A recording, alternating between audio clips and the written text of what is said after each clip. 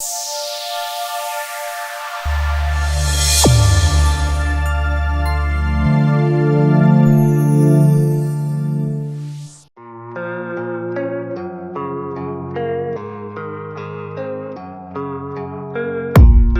don't really know what comes next. I'm just doing my best, even though I'm so stressed out. Everything just feels like a test that I fail, so depressed when I can't seem to get out. But something deep inside won't let me quit. I swear that I'm inspired by all this shit. Tell me that I can and I won't. That's what guides me the most. Your lies, I'll do what I want.